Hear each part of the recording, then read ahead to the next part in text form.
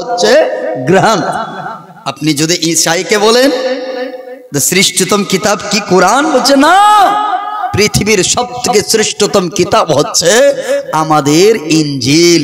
যদি আপনি জিজ্ঞেস করুন ইহুদিরা আজকে ফিলিস্তিনের উপরে আক্রমণ করছে, বলো তো পৃথিবীর শ্রেষ্ঠতম কোনটা কিতাব, কোন ধর্মগ্রন্থ?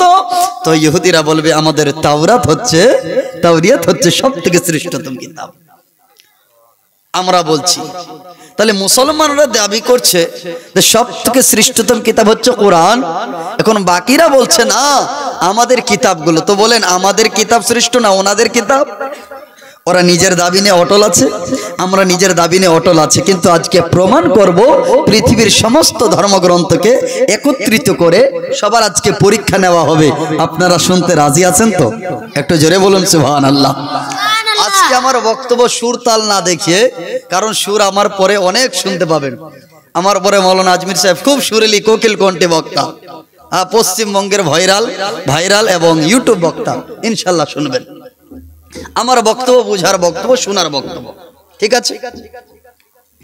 যাই হোক, আমাদের মুবারকপুর মধ্যপাড়া জামে মসজিদে কোন অজানা বেগান একজন মানুষ যদি নামাজ পড়তে আসে, ফজরের সময় আসলেন, আপনি দেখে ভাবছেন না এটা আমাদের মুবারকপুরের ব্যক্তি নয়, না এটা আমাদের চাচলেরও না, দেখো মনে হচ্ছে না আমাদের বাংলার না, বিহার না, ভারতের নয়, অন্য কোনো রাজ্যে বা কোনো অন্য দেশের মানুষটাকে আপনি ভোর বেলায় দেখলেন, দুপুর বেলায় দেখলেন, সন্ধ্যার সময় দেখলেন, যে ব্যক্তিকে আপনি ভোর বেলায় দেখলেন মনে ভাবলেন না গো এই ব্যক্তি আমাদের এলাকার নয়, চুপি চুপি চলে গেলেন। জোহরের সময় যখন আসলেন, আবার আপনি নামাজ পড়তে গেছেন, দেখতে পাচ্ছি আপনার সঙ্গে যখন দেখতেছেন জামাতের সহিত ওই মানুষটাও নামাজ পড়লো, মানুষটাকে দেখে কিচ্ছু বললেন না, মনে হয় না না এই ব্যক্তি আমাদের এলাকার নয়, আমাদের দেশের নয়, আমাদের রাজ্যের নয়, আমাদের জেলার নয়। ব্যক্তি যখন নামাজ পড়ে চলে যায়, আবার আসরের সময় আসলো, ব্যক্তিকে কিচ্ছু জিজ্ঞেস করলেন না, আপনার সঙ্গে সঙ্গে ওযু করলো, ওযু শেষ হয়ে গেছে, ব্যক্তি আবার নামাজে দাঁড়িয়েছে, নামাজ পড়ার পর ওই মানুষটা আবার চলে যায়, আপনি কিছু জিজ্ঞেস করলেন না। আবার মাগরিবের সময় যখন ওই ব্যক্তি আবার হাজির হয়ে গেল, আপনার মন বলতেছে আহারে এই মানুষটা তো আমাদের এলাকার না, না এই মানুষ আমাদের দেশের নয়। আবার আপনি ওই মানুষটাকে কিচ্ছু জিজ্ঞেস করলেন না, মাগরিব পরে চলে গেল, যখন ইশার সময় হয়েছে আপনিও এসেছেন, ওযু করতেছেন, সেই ব্যক্তি আসলো, ওযু করলো, ওযু করে আপনার সঙ্গে নামাজ পড়লো, নামাজ পড়ে ফিরে যায়, আপনার তখন মন চাইতেছে না গো, হাত ধরে নিলেন, বন্ধু বাড়ি কোথায়, নাম কি, কার বাড়ি এসছো, কি কারণে এসছো, বলেন আপনার মনে এই প্রশ্নগুলো জাগবে কিনা? আপনারা মনে ভাববেন না এই মানুষটা আমাদের এলাকার নাই, কার বাড়ি এসছে, ভাই আপনার বাড়ি কোথায় জিজ্ঞেস করবেন কিনা? এবারে কোথা থেকে এসছেন, কার বাড়িতে এসছেন, কেন এসছেন, কখন এসছেন? মানুষটা যদি আপনার একটাও প্রশ্নের উত্তর না দেয়, লোকটাকে আপনি সন্দেহের নজরে দেখবেন কিনা? কার বাড়ি এসছে তাও বলবে না, কোথা থেকে এসছে এটাও বলবে না, কেন এসছে তাও বলবে না, তাহলে বুঝে গেল এই মানুষটা আমাদের গ্রামে মনে হয় কোনো ক্ষতি করতে এসছে, কোনো কুমন্তব্য নিয়ে এসছে। সন্দেহের নজরে তখন দেখবেন মনে হয় কারো বাড়িতে এসছে, লুকিয়ে এসছে, কোনো গুপ্ত রহস্য আছে, মানুষটাকে আপনি সন্দেহের দৃষ্টিতে তাকাবেন। সেই তদ্রূপ পৃথিবীর মধ্যে সমস্ত ধর্মগ্রন্থকে একত্রিত করে জিজ্ঞেস, ওর নিজের পরিচয় চাইলাম, বলো বলো বাইবেল গো তুমি হচ্ছ ঈসা খ্রিস্টান ধর্মের গ্রন্থ, বাইবেল বলো তোমার নাম কি, বাইবেলের কোন পৃষ্ঠাতে কোন অধ্যায়ে তোমার নাম লেখা আছে, বাইবেল বলো কোন অধ্যায়ে, কোন পৃষ্ঠাতে, কোন পেজে, কোন চ্যাপ্টারে, বাইবেল তুমি নিজের নাম বলো। বাইবেল চুপ হয়ে গেল, বাইবেল নিজের নাম বলতে পারে না। আমি জিজ্ঞেস করলাম শিখ ধর্মের গ্রন্থ, ওগো বলো শিখ ধর্মের গ্রন্থ গ্রহণ তুমি বলো তোমার নাম গ্রহণ কোন শব্দের মধ্যে, কোন অধ্যায়ের মধ্যে, কোন পৃষ্ঠার মধ্যে, কোন পেজের মধ্যে, কোন চ্যাপ্টারের মধ্যে তোমার নাম গ্রন্থ লেখা আছে? নিজের নাম বলো। গ্রন্থ চুপ হয়ে গেল, নিজের নাম বলতে পারে না। ইনজিল চুপ হয়ে গেল, নিজের নাম বলতে পারে না। খ্রিস্টান ধর্মের বাইবেল চুপ হয়ে গেল, নিজের নাম বলতে পারে না। ইহুদি ধর্মের তাওরাত চুপ হয়ে গেল, নিজের নাম বলতে পারলো না। আমি বললাম ধর্মের ধর্ম গ্রন্থগুলো তোমরা নাম বলবা না, বল এটা তো বলো কোথা থেকে এসেছো। আবার সমস্ত ধর্মগ্রন্থ চুপ হয়ে আছে। আমি বললাম কোথা থেকে এসেছো এটা যদি না বলবা, এটা না বলো এটা তো বলো কার বাড়ি এসেছো, কার কাছে এসেছো। সমস্ত ধর্মগ্রন্থ চুপ। আমি বললাম শোনো, তুমি যখন কোথা থেকে আসছো এটা বলবা না, কার কাছে এসছো এটা বলবা না, তবে এটা বলো কেন এসেছো, তোমার আসার লক্ষ্যটা কি জিজ্ঞেস করবেন কিনা? এ কোরআন তুমি আসলে কেন? এ বাইবেল তুমি তো ইহুদি খ্রিস্টান ধর্মের কিতাব, আসলে কেন তুমি আমাদের কাছে? তোমার টার্গেট বলো, উদ্দেশ্য বলো, লক্ষ্য বলো, তোমার আসার কারণটা কি, কারণ বলো। সমস্ত ধর্মগ্রন্থ চুপ। আমি বললাম কেন কারণ যখন জিজ্ঞেস করতে পারো না, আমার পিছন দিক থেকে মাওলানা জারুল সাহেব বলতেছে, মাওলানা আরব আলী শাহী ভাই কাকে জিজ্ঞেস করো গো?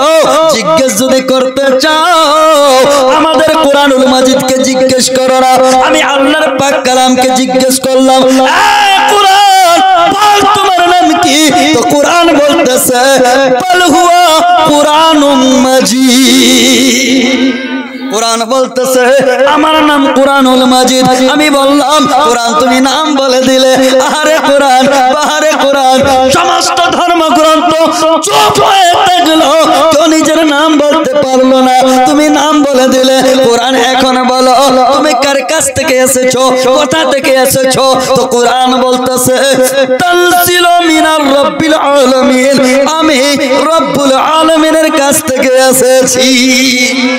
আমি বললাম কোরআন এ আল্লাহর পাক কালাম, তুমি নাম বলে দিলে, কোথা থেকে এসেছো তাও বললে, বলো কার কাছে এসেছো, কার বাড়িতে এসেছো, কার নিকটে এসেছো? তো কোরআন বলতেছে নুসিরা আলা মুহাম্মদ, আমি এসেছি মুহাম্মাদের কাছে। জোরে বলো। বললাম কোরআন মুহাম্মাদের কাছে এসেছো ঠিক, তবে বলো তোমার আসার লক্ষ্য কি, আসার টার্গেট কি, আসার উদ্দেশ্য কি? তো কোরআন বলতেছে হুদাল লিন্নাস, আমি মানুষের হিদায়াতের জন্য এসেছি। কোরআন বলতেছে আমি মানুষকে সঠিক পথ দেখাতে এসেছি। কোরআন বলতেছে আমি মানুষকে সিধা রাস্তা দেখাতে এসেছি। আমি বললাম কোরআন গো প্রত্যেকটা প্রশ্নের উত্তর দিয়েছো ঠিক, তবে এটা বলো কোরআন গো তুমি কখন এসেছো, দিনে এসছো কি রাত্রে এসছো? কোরআন বলতেছে আমি নিজেই তো একটা আলো, আমি দিনের আলোতে আসবো কেন, আমি রাত্রে এসেছি কোন রাত্রিতে? তো কোরআন বলতেছে ইন্না আনজালনাহু ফি লাইলাতিল কদর, আমি কদর রাত্রিতে এসেছি। আমি বললাম কোরআন তুমি নাম বলে দিলে, কোথা থেকে এসছো তাও বললে, কার বাড়িতে আসলে তাও বললে, কেন আসলে তাও বললে, রাত্রে এসেছো তাও বললে। কোরআন তোমার মধ্যে প্রত্যেকটা প্রশ্নের উত্তর আছে। কোরআনকে বলো না তুমি জানুয়ারি মাসে আসছো না ফেব্রুয়ারিতে আসছো না মার্চে আসছো, বলে ইংরেজি জিজ্ঞেস করিও না। তাইলে কোন মাস? ফাল্গুন চৈত্র বৈশাখ? না না বাংলাও না, তুমি নিজেই বলো গো কোরআন কোন মাসে এসেছো?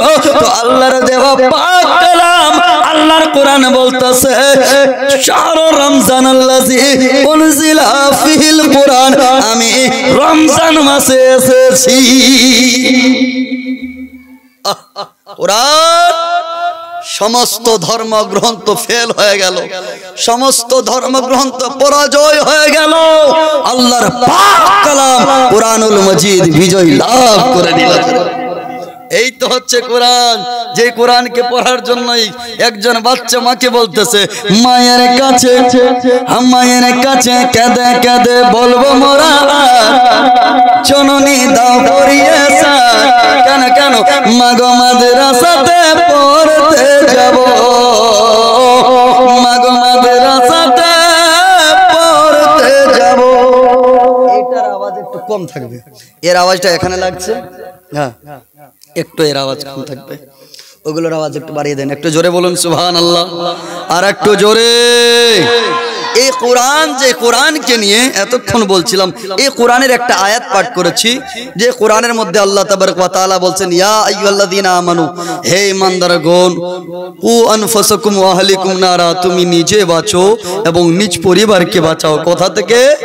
জাহান্নামের আগুন থেকে। জোরে বলুন, কোথা থেকে? দাদা সাহেব শুনুন, আপনাকে নিজেকে বাঁচতে হবে এবং নিজের পরিবারকে বাঁচাতে হবে জাহান্নামের আগুন থেকে। আজকে আমরা নিজের ছেলেকে, ছেলেদের জন্যই 10 তলা বিল্ডিং বানাচ্ছেন, আপনি ভাবছেন আমি ছেলের হক আদায় করলাম।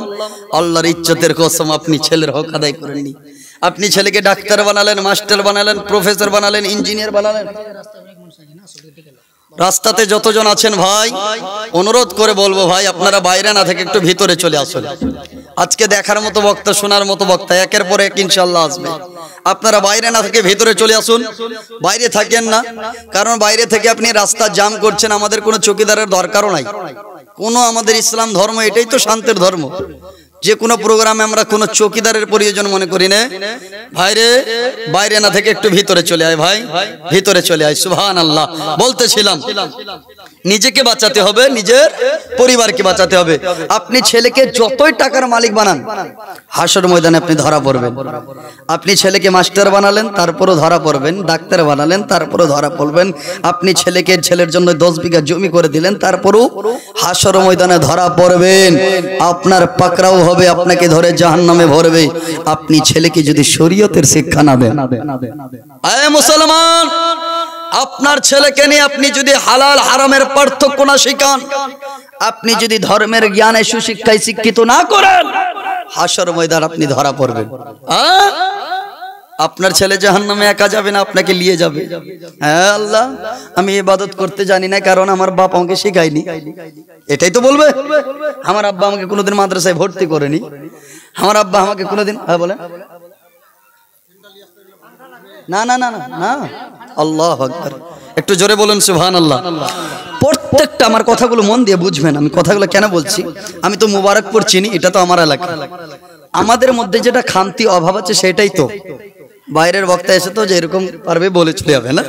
কিন্তু আমি যেটা বুঝছি যে মুবারকপুর কিসের দরকার। মুবারকপুর মধ্যটলে এখন একজন আলিম নয়। আপনার মাদ্রাসা মদিনাতুল উলুম হয়ে গেল, আপনার মসজিদ 1 তলা থেকে 2 তলার কাজ হতে চললো, আপনার 2 কাঠা থেকে আপনি 15 কাঠা জায়গা নিয়ে নিলেন। আপনার গ্রাম এত সুন্দর দান পুন, এত সুন্দর দান দেয়, যেটা জালসার মতো চান্দা কালেকশন মসজিদে জুমাতে হয়, সেই মসজিদে সেই গ্রামের কোটা তালেব ইলম মাদ্রাসায় পড়ছে বলুন তো। আমি এটা দেখতে চাই। আপনি ছেলেকে 10 তলা বাড়ি করে দেন, হক আদা করলেন না। আপনি 20 তলা বাড়ি করে দেন, হক আদা করলেন না। 10 বিঘা জমি করে দেন, হক আদা করলেন না। আপনি ছেলেকে ইঞ্জিনিয়ার, মাস্টার, ডাক্তার বানান, হক আদা করবেন না যতক্ষণ পর্যন্ত তাকে শরীয়তের শিক্ষায় শিক্ষিত না করেন। মুসলমান, আগামী কাল থেকে 8-7 ক্লাসের বাচ্চাদের পরীক্ষা আছে না? 2-4 দিনের মধ্যে কোন বাচ্চার 12 কারো, কোন বাচ্চার 2 তারিখ থেকে, কোন বাচ্চার 26 তারিখ থেকে, কোন বাচ্চার 27 তারিখ থেকে পরীক্ষা। আমার মাদ্রাসার অনেক মেয়েগুলাকে বাচ্চার গার্জেন বাড়ি নিয়ে চলে যায়, বলে মাওলানা আমার বেটি মাধ্যমিক পরীক্ষা দিবে, ওনাকে একটু পরীক্ষার জন্য, এটা স্কুলের টেস্ট পরীক্ষা। আমি দেখলাম অনেক বাড়িতে মা বাবা বড় চিন্তায় চিন্তিত।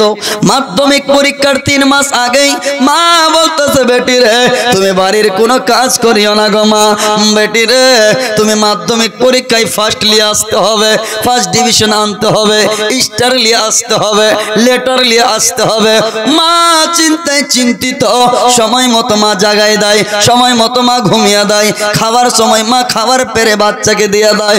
রে বেটা যা লাল তোমার খাবার রেডি রে লাল। বাবা বড় চিন্তিত, আমার ছেলে রাত রাত জেগে জেগে আমার ছেলে লেখাপড়া করতেছে, জীবন বিজ্ঞান পড়ে, ভৌত বিজ্ঞান পড়ে, হিস্টোরি পড়ে, ম্যাথ পড়ে। আমার ছেলে মাধ্যমিক পরীক্ষায় ভালো নম্বর যেন লিয়ে আসে। ছেলের জন্যই বাবা ভালো মন্দ খাবার লিয়ে আসে, মাছ মাংস লিয়ে আসে, ফল ফ্রুটিস লিয়ে আসে। দুধ পালি করে দিল, দুধ উঠনা করে দেয়, দুধ যেন বাচ্চা পান করে। মা বাবা ছেলেকে মাধ্যমিক পরীক্ষায় পাস করার জন্যই বাবা বলে রে শকিলের মা, আমার ছেলে ভোরবেলা হবে, আমার ছেলেকে ঘুম থেকে জাগাই দিবা, আমার ছেলের জন্যই ভালো যেন রান্না হয়, আমার ছেলের জন্যই সময় মতো খাবার হয়। যখন ছেলে গো 8টা বাজলো, মা বলে বেটা রে চল গোসল করলে। গোসলের পরে গরম ভাত পেরা দেয়, বাচ্চা খেয়ে নিল, তার কাপড় রেডি করে দেয়, কাপড় পরে নিল, স্কুলে চলে গেল। স্কুল থেকে আসার আগে মা তার জন্যই খাবার রেডি করে দেয়, বেটা খেয়ে নাও, একটু বিশ্রাম করে নাও। আবার বলছে মা বলছে বেটা পড়ো। বাবা বলে বেটা রে তুমি পড়ো বেটা, আমার নাম উঁচা করিও, আমার উচ্চ সম্মান বৃদ্ধি করিও রে লাল। মাধ্যমিক পরীক্ষায় স্টার নিয়ে আসতে হবে, উচ্চ মাধ্যমিক পরীক্ষায় লেটার নিয়ে আসতে হবে। বাবা চিন্তিত, মা চিন্তিত। মুবারকপুরের মানুষেরা, আপনার ছেলে মাধ্যমিক পরীক্ষায় যদি লেটার না নিয়ে আসতে পারে, ফার্স্ট ডিভিশনে পাস হবে, ফার্স্ট ডিভিশন না আনতে পারলে সেকেন্ড ডিভিশনে পাস হবে, সেকেন্ড ডিভিশন না আনতে পারলে আপনার থার্ড ডিভিশনে পাস করবে। যদি তাও না করতে পারে, ব্যাক যদি চলে আসে, আগামী বছরে পাস করবে। আপনার ছেলের অপশন থাকে গো, আপনি ছেলেকে মাধ্যমিকের জন্য এত চিন্তিত, উচ্চ মাধ্যমিকের জন্য এত চিন্তিত, কলেজের পরীক্ষার জন্য এত চিন্তিত, আপনার ছেলে দুনিয়াবী পরীক্ষার জন্য এত চিন্তিত। আপনার ছেলেকে যে কবরের মধ্যে 3টা প্রশ্নের দ্বারা পরীক্ষা হবে, সেই পরীক্ষার জন্যই আপনার ছেলেকে একদিনও কি নামাজের জন্যই বলেছে। এর থেকে কঠিন আর কোনো পরীক্ষা হতে পারে? কবরের পরীক্ষার থেকে বড় কোনো কঠিন পরীক্ষা হতে পারে? আপনি মাধ্যমিক পরীক্ষার জন্য এত চিন্তিত, কিন্তু আপনি একবারও ছেলেকে আপনি কবরের পরীক্ষার জন্যই তাকে কোনো প্রস্তুতি দিলেন না, প্রস্তুত করালেন না। ছেলেরে বেটা যা মসজিদে যা, বেটা নামাজ পড়, মক্তবে যা, মাদ্রাসায় যা, একটু নামাজটা শিখেলে বেটা, কোরআনটা পড়তে শিখেলে বেটা পাস করতে পারবি। আরে বেটা 3টা প্রশ্নই পাস করে গেলে তুমি স্টার নয়, ওখানে কোনো সেকেন্ড ডিভিশন নয়, থার্ড ডিভিশন নয়, একেবারে লেটার বোর্ড ফার্স্ট করে তুই জান্নাতে চলে যাবি। জোরে বল বেটা। অনেকেই মাধ্যমিক পরীক্ষায় পাস করে বেকার হয়ে ঘুরে, কলেজ স্কুল ইউনিভার্সিটিতে পড়ে বেকার হয়ে ঘুরে, কিন্তু কবরের পরীক্ষায় যে পাস করে নেবে সে মিজানের পরীক্ষাও পাস করবে, সে পুলসিরাতের পরীক্ষাও পাস করবে, সেই পুলসিরাতে মিজানে এখনো পাস করে সে ডাইরেক্ট জান্নাতে চলে যাবে। চলে মুসলমান মনে রাখবেন, সেই পরীক্ষার কথা বলতেছি। আপনি কতজন আছে ছেলেকে মাদ্রাসায় করেছেন? কতজন আছেন? তবে এই মাদ্রাসার ব্যাপারটা কি আছে, আপনি একজন বেটাকে আলিম যদি বানান, আপনার কতটা মর্যাদা বাড়বে জানেন? হাসরের ময়দানে আল্লাহ 1-2 নরনারীকে বলবে জান্নাতে যাও, এত সুন্দরভাবে তাজ পরিয়ে তাদেরকে জান্নাতে প্রবেশ করাবেন। সমস্ত জান্নাতবাসীরা দেখে ফারিস্তাদেরকে বলবে, এ ফারিস্তারা বলো তো এটাকে কোনো নবী নাকি কোনো নবীর স্ত্রী? বলে না না না। কোনো কে আছে? আমার দয়ার নবী এবং তার স্ত্রী নাকি? বলে না না না। কে আলী ও ফাতেমা নাকি? বলে না। তাহলে কে কোন ওলিকুলের বিবি নাকি? বলে না। কোন পীর সাহেবের বিবি নয়। তাহলে কে আছে? বলে এটা 2 জন হচ্ছে একজন মৌলভী সাহেবের পিতা মাতা। জোরে বলুন সুবহানাল্লাহ। এত সম্মান বৃদ্ধি হবে যে আপনার ছেলে যদি আলিম হয়ে যায় আপনার মর্যাদা হয়ে যাবে, এমনকি আপনার এত শান শৌকত বানাবে পুরো জান্নাতবাসী আপনাকে দেখে হায়রান হয়ে থাকবে। জোরে বলুন। আপনি ছেলেকে আলিম বানাননি। শুনুন দয়ার নবী করিম সাল্লাল্লাহু তাআলা আলাইহি সাল্লাম আমার নবীকে কি বলেছেন? জান্নাতের ভিতরে যখন হাসরের ময়দান হবে আল্লাহর বান্দারা নফসি নফসি অবস্থায় থাকবে। সমস্ত নবীর উম্মতেরা নফসে নফসে অবস্থায় সবাই চলে যাব হযরতে আদম আলাইহিস সালামের কাছে। আদম নবীকে বলবো, ওগো আদম নবী, ওগো আদম আলাইহিস সালাম, বলুন বলুন আপনার কাছে এসেছে, আপনি সুপারিশ করুন। আদম আলাইহিস সালাম বলবে, না আমি সুপারিশ করব না, চলে যাও তোমরা মুসার কাছে, হযরতে শীষ নবীর কাছে যাব। হযরতে শীষ নবী পাঠাবেন হযরত নূহ নবীর কাছে, হযরতে নূহ আলাইহিস সালাম পাঠাবেন হযরতে ইব্রাহিমের কাছে। এক এক করে সমস্ত নবীদের কাছে যাব। শেষের বেলায় আমাদেরকে পাঠিয়ে দিবেন হযরত ঈসার কাছে। ঈসা রূহুল্লাহ, ওনার কাছে এসে বলবো, ওগো ঈসা রূহুল্লাহ, আমাদের সুপারিশ করুন, আমাদের মাগফিরাত করান। তখন বলবেন, না গো না, আমি সুপারিশের জন্যই তোমাদের নয়, না না, তোমরা যদি সুপারিশ আমার কাছে পাবা না, আমি সুপারিশ করব না। তবে সুপারিশ করার জন্যই তোমরা এক এক নবীর কাছে এসেছো, সবাই ফেরত করে দিয়েছে। আয় আয় আয়, আমার কাছে এসেছো ঠিক, আমিও ফেরত করে দিব, কিন্তু আমি যার কাছে পাঠাবো তার কাছ থেকে ফেরত আসতে হবে না। বলবে কে কে কে গো, তখন বলবে ওই যে দেখতেছো ইবনে আব্দুল্লাহ ইয়ানি মুহাম্মাদুর রাসূলুল্লাহ। আমরা নবীর কাছে চলে যাব, ইয়া রাসূলুল্লাহ আমাদের সুপারিশ করুন। নবী বলছে, আসো গো, তোমাদের সুপারিশের জন্যই তো আমরা এখানে আছি। নবী থাকবেন, যখন নবী থাকবেন না তখন আল্লাহ মিজান লটকাতে গইবেন, এ ফেরেশতারা তোমরা মিজান লটকাও। বলে আল্লাহ মিজান লটকাবো, মিজান কি জিনিস? বলে দাড়ি পাল্লা। মিজান কি বলেন তো? দাড়ি পাল্লা, নেকি গুনহা মাফ করার একটা তারাজু, একদিকে নেকি একদিকে গুনহা। গিনহার গুনহা যদি পাল্লা ভারী হয় জাহান্নামে যাবে, নেকির পাল্লা যদি ভারী হয় জান্নাতে যাবে। তো মিজান লটকাবেন। এখন বলবে ফারিস্তা মিজান লটকালো, আল্লাহ করবো কি?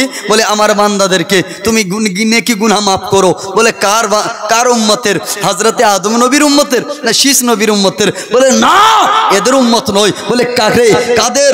বলছে ওই যে দেখতে পাচ্ছ, ডাকো আমার হাবিব ইয়ানি মুহাম্মাদুর রাসূলুল্লাহর উম্মতের। জোরে বলে নবী মুহাম্মাদুর রাসূলুল্লাহর উম্মতের নেকি মাফ করা হবে। ডাকবে, আল্লাহ বলবে, ওগো আমার ফেরেশতারা আমার হাবিবকে আমি আল্লাহ নিজে ডাকতেছে। তখন ডাকবে, আইনা ইবনে আব্দুল্লাহ, কোথায় আছো আব্দুল্লাহর বেটা মুহাম্মদ, কোথায় আছো গো? আমার নবী বলবে, লব্বাইক লা শারিকা লাক লব্বাইক আল্লাহ মে হাজির হু। উনি বলবেন, আল্লাহ আমি হাজির আছি। বলুন কি বলবেন? আল্লাহকে বলবেন, আল্লাহকে বলবেন, হ্যাঁ বলেন আল্লাহ আমি আসলাম, বলো কি খবর? বলছে মুহাম্মদ হাবিব তোমার উম্মতের নেকি গুনাহ মাফ হবে। বলে আমার উম্মতের? বলে হ্যাঁ আমার উম্মতের। বলে হ্যাঁ হ্যাঁ তোমার উম্মতের। বলছে ঠিক আছে ঠিক আছে, গুনাহ মাফ হবে তো? বলে হ্যাঁ। নেকি মাফ হবে তো? বলে হ্যাঁ ঠিক আছে।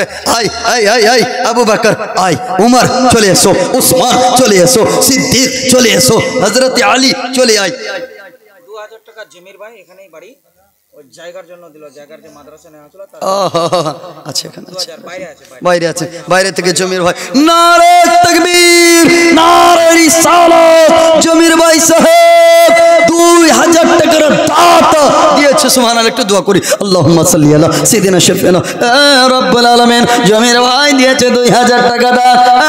আল্লাহ মাদ্রাসা মদিনাতুল উলুমের জায়গার জন্য 2000 দিয়েছে দান। দানগুলো তুমি কবুল করো এ পাক সুবহান আল্লাহ গো। দানের বরকতে দিনার রুজি রোজগারে খাটনি কামাই বরকত দাও, বালা মুসিবত দূর করে দাও। আয় আল্লাহ তিনার মনের আশা আকাঙ্ক্ষা বাসনা পূর্ণ করে তিনার সমস্ত রোজগারে বরকতে ভরে দাও। আল্লাহ গো যতজন দেখতেছেন যতজন দিতেছেন আল্লাহ সবারই আশা আকাঙ্ক্ষা বাসনা পূর্ণ করে দাও। যারা এখনো আসেনি জালসে আসার তৌফিক দাও আল্লাহ। যারা বসে আছে তাদের দিলখানা মাদ্রাসার দিকে করে দাও। আমিন আমিন সুম্মা আমিন। দোয়া কবুল করো রব্বুল আলামিন। লা ইলাহা ইল্লাল্লাহ। বেরাদার আমার নবী বলবেন ঠিক আছে। আবু বকর কাকে? বুঝতে পারছেন তো আপনারা? বুঝতে পারছেন? আল্লাহ বলবেন কাকে? হাবিব তোমার উম্মতের গুনাহ মাফবো, নেকি মাফবো। তাহলে ঠিক আছে মাপবেন। আবু বকর সিদ্দিক আই তো তোর মাপবে। আবু বকর সিদ্দিক আসলেন, উসমানকে ডাকলেন, আলীকে ডাকলেন, ফারুক আজমকে ডাকলেন, হজরতে হুসैन ডাকবেন, হজরতে হাসানকে ডাকবেন। হাসান আজা, উমর আজা, আলী আজা, হায়দার আজা, আবু বকর আজা, বিলাল হাফশি उस्मान हजरत तलहा बिन जुबैर आजा, अब्दुल रहमान बिन औफ आजा, साद बिन अबी वक्कास आजा, हजरत अब्दुल कादिर जिलानी इमाम आजम आजा, इमाम शाफी आजा, इमाम हम्बल आजा, इमाम मालिक आजा, इमाम बुखारी आजा, इमाम मिशकात आजा, इमाम मुस्लिम आजा, हजरत उस्मान गनी आजा, हजरत ख्वाजा मोइनुद्दीन चिश्ती चले एसो, हजरत अलाउल हक पंडवी चले एसो, हजरत अली शाह बाबा चले एसो, हजरत साबिर पिया कलियारी चले एसो, बरेली के आला हजरत इमाम अहमद रजा खान चले एसो, हाजी आय, नमाजी आय, मुफ्ती आय, मुहद्दिस आय, मुतब्बिर आय, मुफक्किर आय, मुदर्रिस आय, मुकर्रिर आजा, शुअरा आजा, नक़बा आजा, खुतबा आजा, मुहद्दिस आजा, नमाजी आजा, इमाम साहब आजा, कारी साहब आजा, मौलवी साहब आजा, मुफ्ती साहब आजा, हाफिज साहब आजा। तमाम अल्लाह कहेगा ए मेरे हबीब ये सब तो जन्नती है, लेकिन ये सब तो जन्नती है, गुनहगार कहाँ है? তখন বলে হাবিব এগুলো তো সব জান্নাতি, গুনহগার কোথায়? গুনহগার হাজির করা। তখন আমার নবী সাজদায় চলে যাবেন আর সাজদায় গিয়ে বলবেন রব্বি হাবলি উম্মতি। জোরে বলুন अल्लाह सारे गुनहगारों को, सारे जन्नतियों को तू ले ले और गुनहगारों को मेरी कमली वाली चादर में छुपने की जगह दे दे। ए रब्बुल आलमीन समस्त জান্নাতীদেরকে তুমি নিয়ে নাও, যা করবা করো।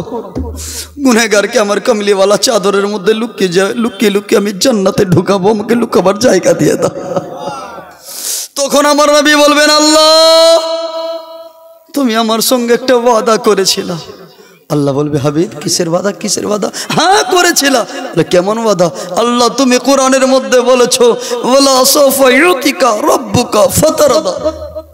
हबीब अन करीब तुम्हारा रब तुमको इतना देगा कि तू राजी हो जाएगा। ए हबीब तुम्हार रब तुम्हें एत दिबे जे तुम सन्तुष्ट हो जाबा। अल्लाह आमी कोनोदिन किच्छु चाइनी, आमी यतीम अवस्थाय मा आमिनार घरे जन्म निलाम। जन्म नेওয়ার आगे आमार बाबा हारिয়েছি हजरत আব্দুল্লাহকে। আমি মাত্র 6 বছর বয়সে আমার মা আমিনাকে হারিয়েছি। আমি 8 বছর বয়সে আমার দাদু আব্দুল মুতাল্লিবকে হারিয়েছি। তারপরে আমি ইতিম হালে বড় হয়েছি চাচা আবু তালেবের কাছে। আল্লাহ আমি যখন 25 থেকে 25 বছরে হলাম আমার বিবাহ হলো। আমি যখন ইসলাম প্রচার করতে গেলাম আমার মাতৃভূমি মক্কা নগরীতে কাফিররা থাকতে দিল না। রব্বুল আলামিন আমি ইতিম অবস্থায় মা হারালাম, বাবা হারালাম, দাদু হারিয়েছি। আল্লাহ বড় হয়েছে কিচ্ছু তোমার কাছে চাইনি।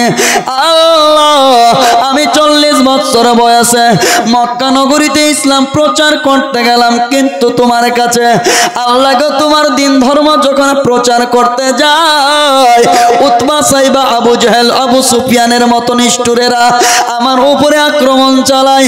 আল্লাহ তখন আমি তোমার কাছে কিচ্ছু চাইনি।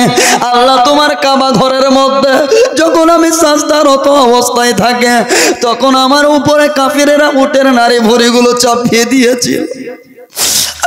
রব্বুল আলামিন আমি তখন তোমার কাছে কিচ্ছু চাইনি। আল্লাহ গো ইসলাম প্রচারের জন্য যখন মক্কা থেকে তায়েফে গেলাম, তায়েফের বাচ্চারা দ্বারা ইট পাথর আমার মাথার উপরে মেরেছিল, তখনও আমি তোমার কাছে কিচ্ছু চাইনি। রব্বুল আলামিন আল্লাহ তোমার হাবিব তোমার কাছে কিচ্ছু চাইনি। রব্বুল আলামিন আমি যখন মক্কা নগরীতে রাস্তা করতাম পাগলা আমাকে বলতো, তখনও আমি তোমার কাছে কিচ্ছু চাইনি। আমার উপরে কারি বুড়িগুলো ভালিয়ে দিয়েছে, আমি তোমার কাছে কিচ্ছু চাইনি। এই আল্লাহ আমি মক্কা নগরীতে এমন অবস্থা হয়েছে আমাকে বিষ পান করানো হয়েছে, আমি তোমার কাছে কিচ্ছু চাইনি। আমাকে আমার উপরে জাদু টনা করা হয়েছে। আল্লাহ তোমার কাছে কিচ্ছু চাইনি। এই আল্লাহ, আমি মক্কা ছাড়তে আমাকে বাধ্য করেছে, আমি মাতৃভূমি মক্কা ছেড়ে আমি মদিনায় হিজরত করে চলে আসলাম, তবু আমি তোমার কাছে কিচ্ছু চাইনি। আমি মদিনায় আসার পরে মসজিদে কুবা তৈরি করলাম, মসজিদে নববী তৈরি করলাম ইসলাম প্রচারের জন্যই। যখন আমি জঙ্গে বাদর গেলাম, জঙ্গে উহুদে গেলাম, জঙ্গে উহুদের মাটিতে ময়দানে আমার দন্দন মুবারক শহীদ করা হয়েছে। আল্লাহ, আমি তোমার কাছে কিচ্ছু চাইনি। এই আল্লাহ, আমি যখন মক্কা নগরী ছেড়ে মদিনায় যাওয়ার পরে আমার পেটে এমন অবস্থা হয়েছে, পেটে 3 দিন ধরে পাথর বেঁধে রেখেছিলাম। আমি পেটে পাথর বেঁধে রেখেছিলাম, তবু তোমার কাছে আমি কিচ্ছু চাইনি। আল্লাহ, আমি মক্কা নগরীতে যখন মদিনায় আমার মেয়েকে বিয়ে দিলাম হযরত আলীর সঙ্গে, আমার বেটি ফাতেমা 372 তালি দেওয়া কাপড় পরেছে, তাও আমি তোমার কাছে কিচ্ছু চাইনি। আল্লাহ গো, আমার 2 নামাজা হাসান হোসেনকে শহীদ করা হয়েছে, তবু তোমার কাছে কিচ্ছু চাইনি। আল্লাহ, আজকে তোমার হাবিব মুহাম্মদুর রাসূলুল্লাহ তোমার কাছে আজকে চাইতে লেগেছে। আল্লাহ, এত দুঃখ কষ্টের পরও কিচ্ছু চাওয়া হয়নি, আজকে চাইতেছি। হাবিব কি চাও? আমি চাই আমার প্রত্যেকটা গুনাহগার উম্মত জান্নাতে যাক। জোরে বলুন। বলে ঠিক আছে, যাও। হাবিব নিয়ে ধরে ধরে জান্নাতে ঢুকা। কি করাবেন? ধরে ধরে জান্নাত। এখন আমার নবী করছেন চাচা, ধরে ধরে এই যে করছেন, ওই ফারিস্তা এখন আল্লাহকে অবজেকশন। কোন ফারিস্তা? যাকে বলেছিল মিজান লটকা, নেকি গুনাহ মাফ হবে, ওকে বলছে আল্লাহ এটা কি হচ্ছে? আমি যে এটা লটকালাম কেন?